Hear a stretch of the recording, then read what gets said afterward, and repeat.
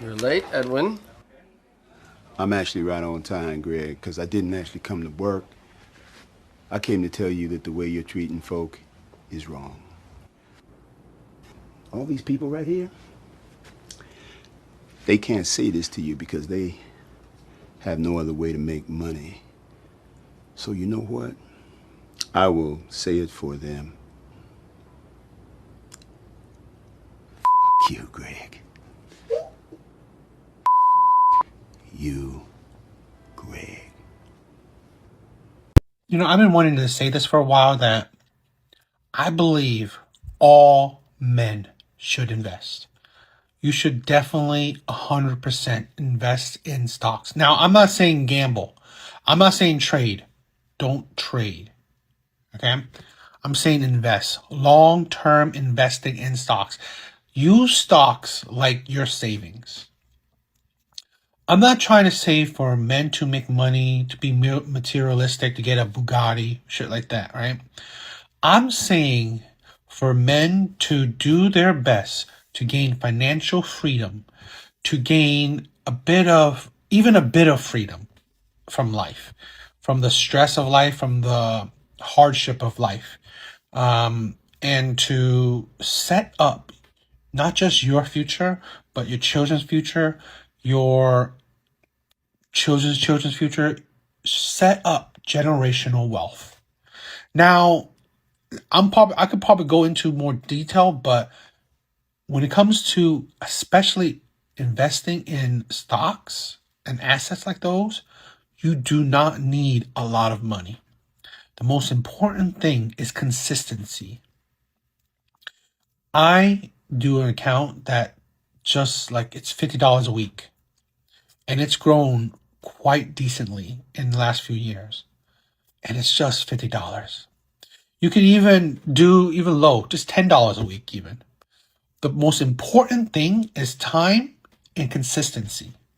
It's about the years you put into it and the continuous, non-stop, deposit into a investment account. Again, it is to gain that financial freedom, hopefully one day, or think not being so selfish and thinking about the next generation. This is how families gain financial wealth, generational wealth, because their forefathers thought not just about themselves, about the legacy, about the next generation. I say it is important to invest. And again, it is not about how much you do, it's about consistency and time.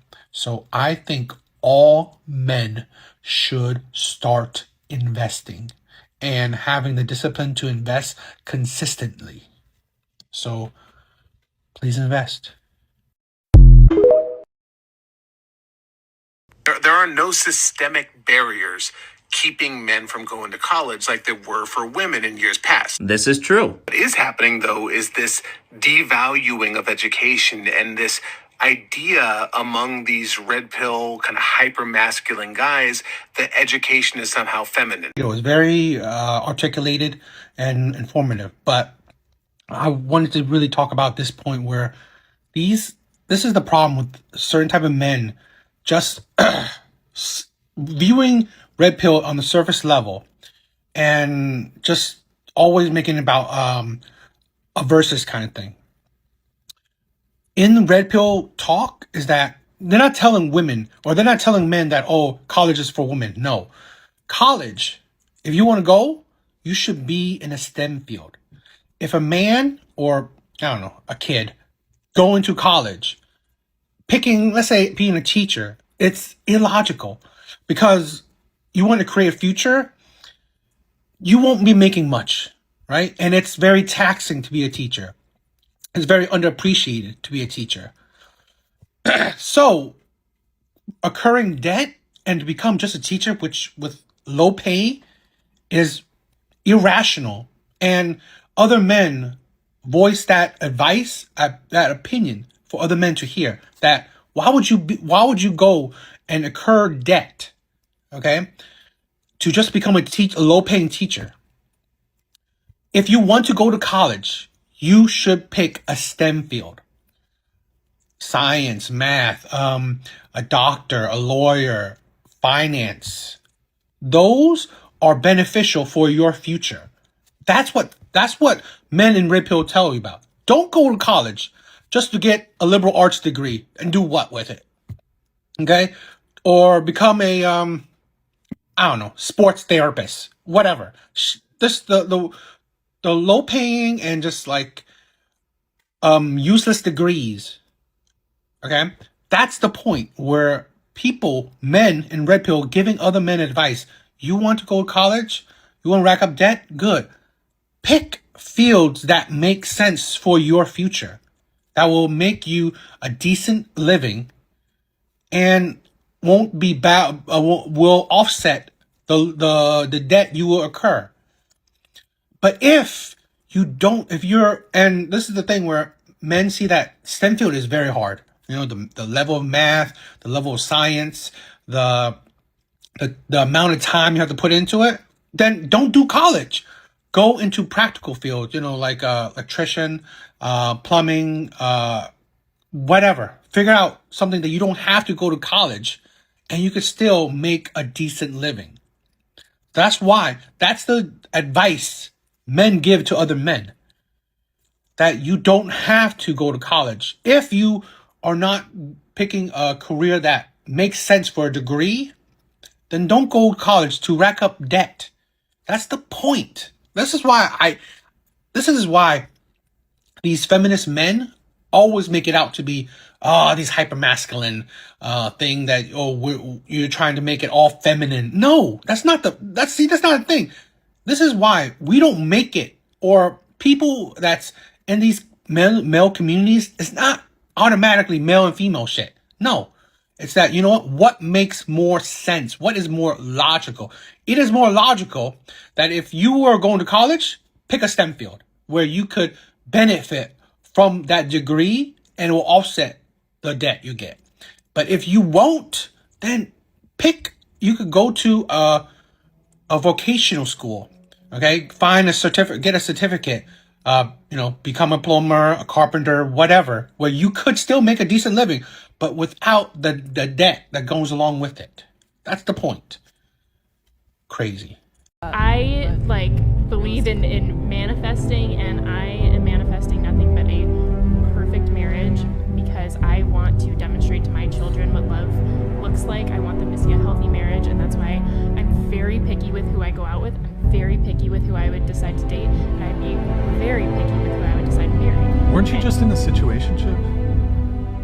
You're a poor person and a wealthy person is like, all the money in the world, it just doesn't solve any of your problems. Well, that's bullshit, right? because we know that money does solve problems. No, past a certain point, money absolutely does not solve your problem. Past a certain point. Past like $85K a year. Money is the ability to say, I'm going to leave this job, I'm going to pick my family up, I'm going to move to a state where I'm going to buy a big old plot of land and we're going to be fine. That's what money buys. And money doesn't fix your relationship problems. Money didn't help you have a child earlier. Money isn't going to help you fix problems with your family. So everybody should just strive for $85K a year and be happy with that? No, what I'm saying is that if you make $85K a year and you feel like your life is horrible, it's not because of the amount of money you earn.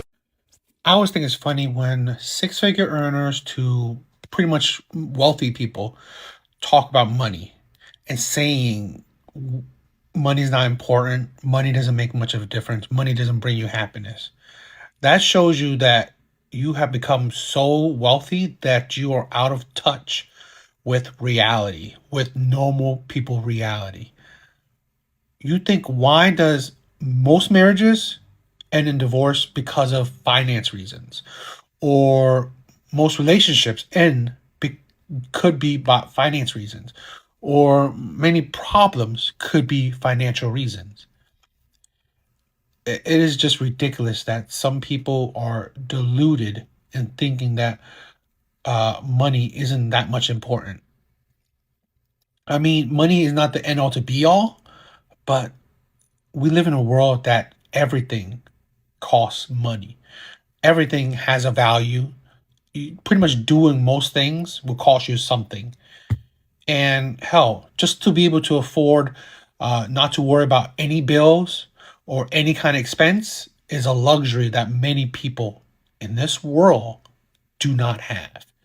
So yeah, it's just ridiculous that wealthy people could even talk about that is beyond me. And it's just deluded. So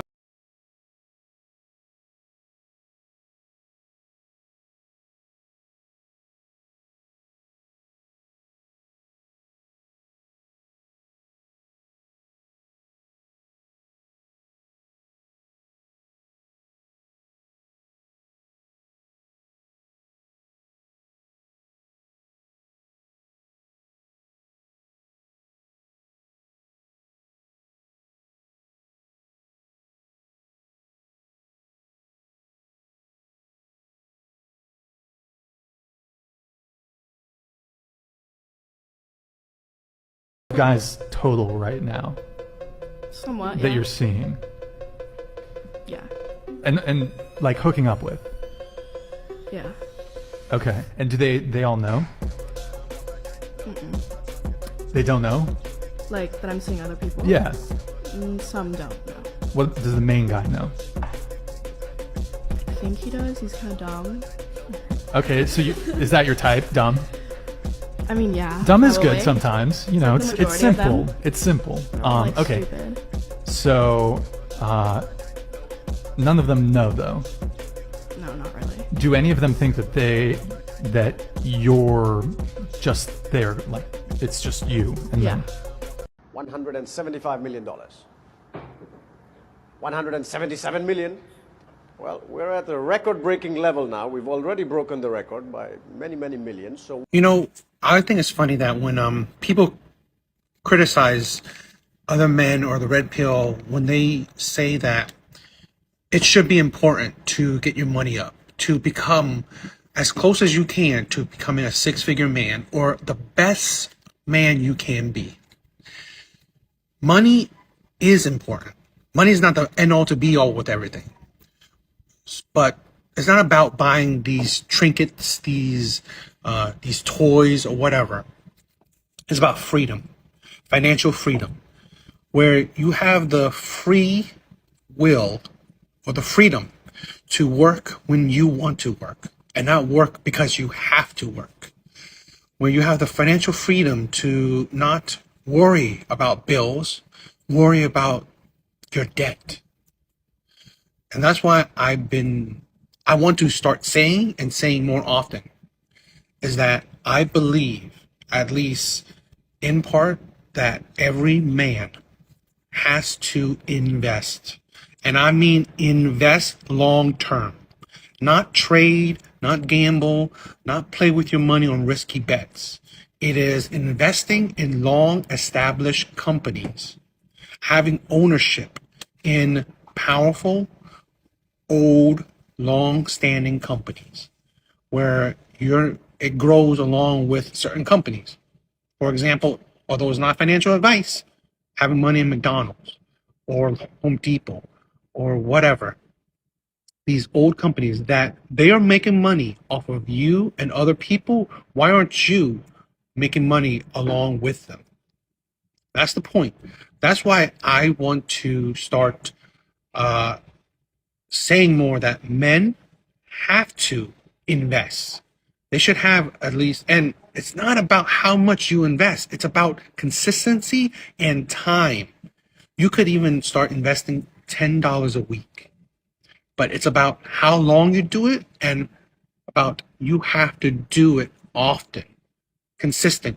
It has to be consistent. That's the point. I hope all men will start investing, even if it's a little bit. But again, it's about consistency and time in the market. Because this is where you can, one, try to gain financial freedom, have a backup in your financial journey. And also, two, be not so selfish and think about future generations, your future generations, where you can change the lives of your kids' kids, and so on, where they won't have to struggle as well. as you did or as your parents did. This is how you hear these big rich families do it, where someone within their lineage wasn't selfish and thought about them by trying to gain financial freedom for the generations within that family, for the legacy of that family.